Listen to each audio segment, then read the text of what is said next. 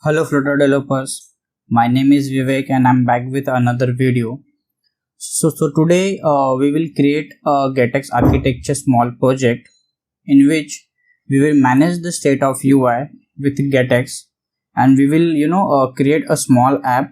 As you can see here, I have request API, and I have display that response into the screen. So we will manage this state from loading to response to error, everything with the GetX package. Okay. So if you're not subscribed to my channel yet, I would suggest you to subscribe my channel and hit that bell icon so that you will get a notification of my upcoming videos. Okay. So let's start. So first we will create a basic Flutter project and we will add a GetX package. You can use a Flutter pub add get to add the package from this pub.dev. Okay, so I have created basically these packages. So let me explain you the packages. So I have created a binding, controller, provider and view package. Okay, so this is so here I am getting the user data. So I have named everything as a user. Okay, so I have created a user view to create this view. So this view package, under this view package I have created a user view dot which will for creating an UI of this Flutter app. So the another class is we have a provider. So provider is basically for a API call actually. So we will put our all the API call in the provider actually. So then next we have an user controller. So we will use this controller to call this API from this controller, and this controller will be accessible into the UI so that we can manage the state of this UI through this controller. Another package we have is the binding. Okay, so we can use this binding to initialize this controller. So whenever our application gets loaded, so this binding will be loaded along with that application actually. Okay, so here in a void main I have removed everything. I have just kept this small line of codes to avoid the confusion. So in the run app I have used the get material app instead of a material app. Okay, so in home I have used the user view as a default view, or you can say as a first view. Okay, initial binding. So here I am loading this binding actually. So we will come to know about the bindings in a future in just a couple of minutes.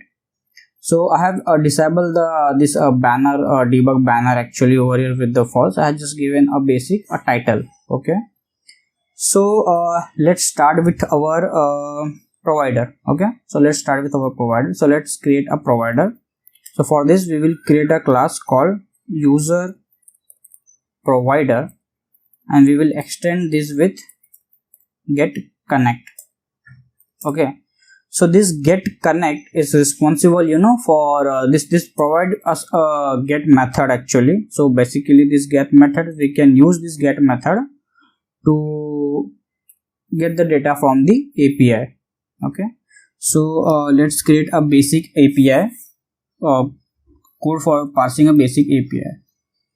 So I am using the future because this will be an async await dynamic. So response will be an dynamic get user data.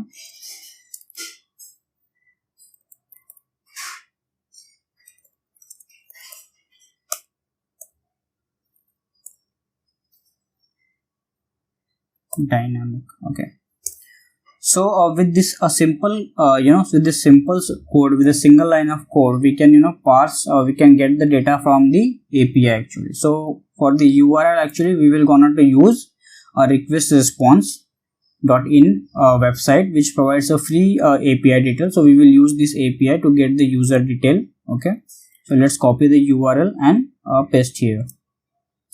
So we are ready here. So with this actually we will get a response in dynamic form. If you can also use your custom class actually to to get already parsed data for this. Okay, so let's move to our another class. Okay, so now we will move to our controller class. So let's create a controller class user controller. This will extend the get controller. Okay, we will pass our provider here because we want to get that method actually. So here in a provider we have this get user data, so we want to use that in our controller. So for this we will use user provider over here, and we will pass that provider into this constructor. Okay, let me mark it as a required.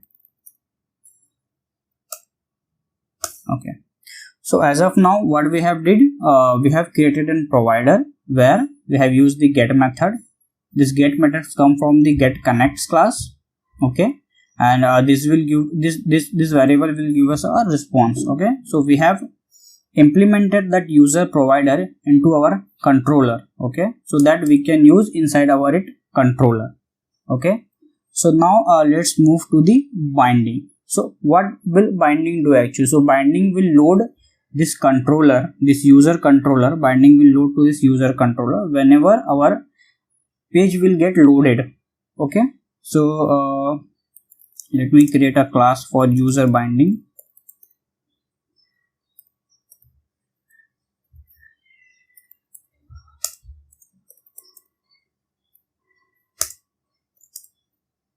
So we have to implement or override one method which is dependency.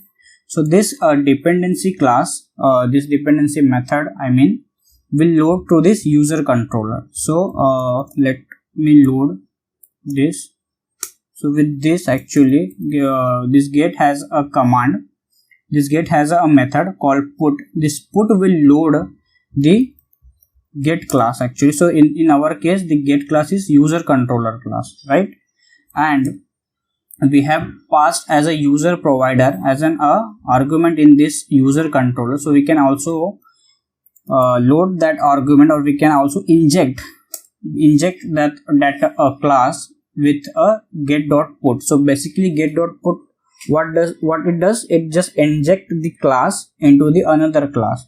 So here we are injecting the controller and the provider into the binding. Okay, so user provider here. So we have injected our user class and we have injected our provider class into the user binding. Okay, now let's come to the our main file. Okay, here as soon as our user view gets loaded, so with that our user binding will get loaded. As soon as our user binding get loaded, it will load to user controller and user controller will load to user provider. Okay, clear? Now let's create our user view. So for the user view, okay, so let me create one. Let me import the our basic package, which is a material package. Okay, let's create one stateless widget, user view. Okay, and let's change it to get view. Okay, and pass here user controller. Now what it does, so get view. So with this get view actually we can use the methods of inside of our controller.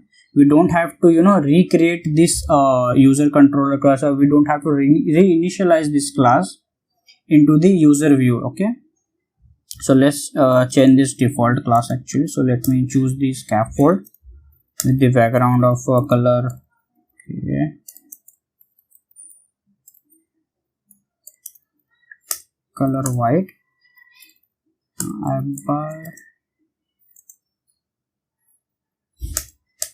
We can give a title, so just just to look a little bit better, so we'll give a Flutter getX example. Cool. Okay, so now to manage the state, okay, so let me use this body parameter. To manage the state or the UI state with the getX, we have an option which is a controller dot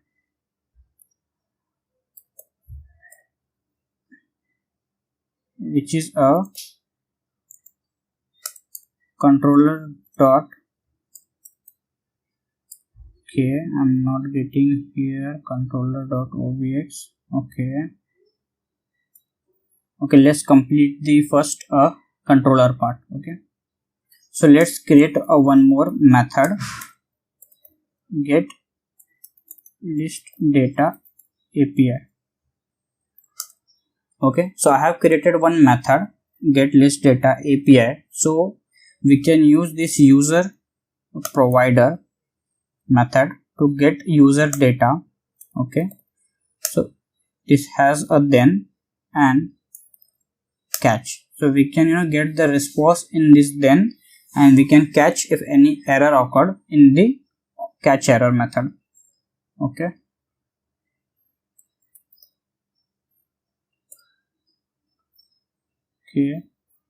the property get data is unconditionally access receiver.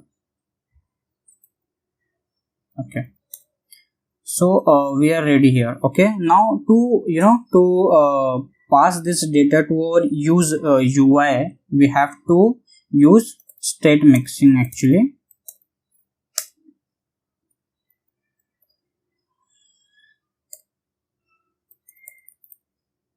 Dynamic. Okay, why we need to use the state mixing? Because state mixing provide us a method.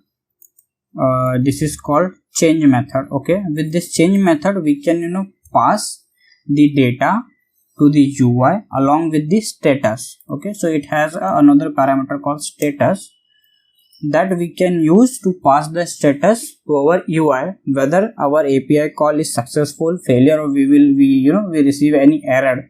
So we can define that state using the Rx status. Okay, so we have another class, or you can say Rx status. So for this actually we are getting the success response actually here in the value. So we are passing as a success. Okay, now for the error. Okay, I'm getting some error here.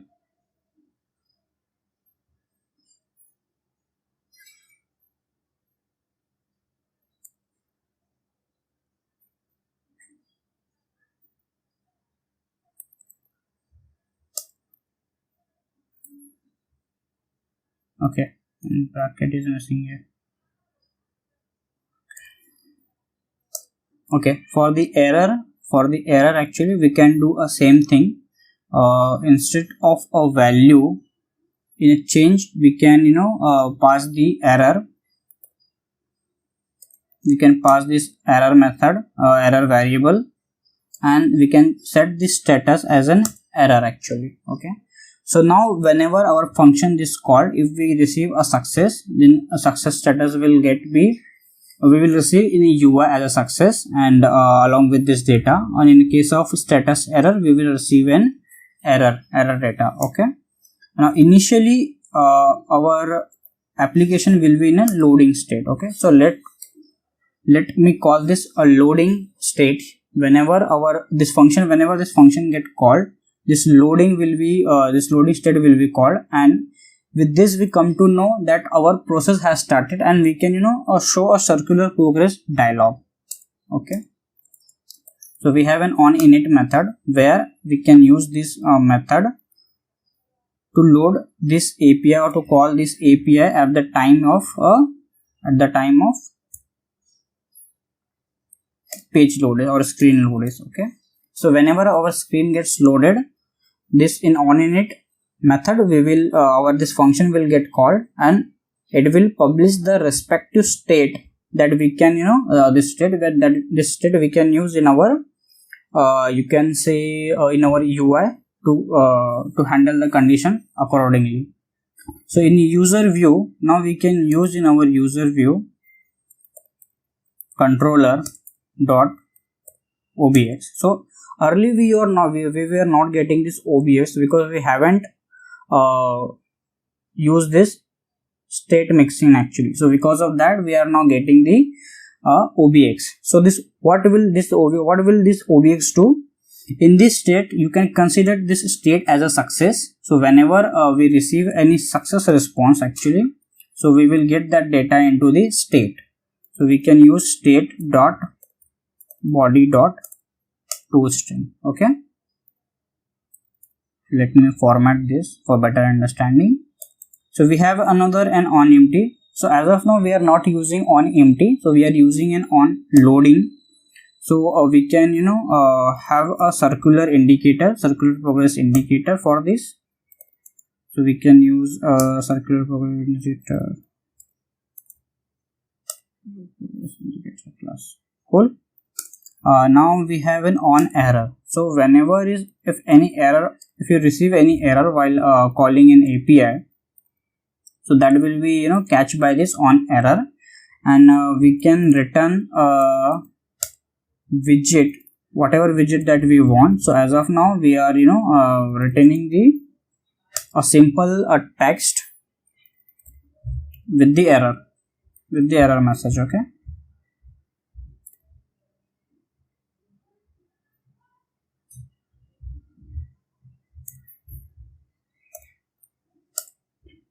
okay. So I think we are done from now. We can check for the let me run for this.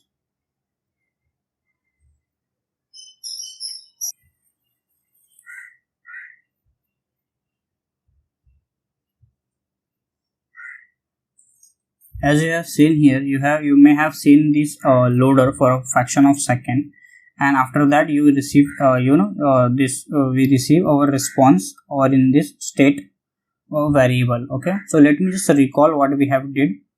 Okay, so we have created a user provider class where we have called our API, or we have integrated our API. We have injected this user provider class into our user controller using the binding. So binding is responsible for our injecting our class. Okay, so we have injected our user controller and our user provider.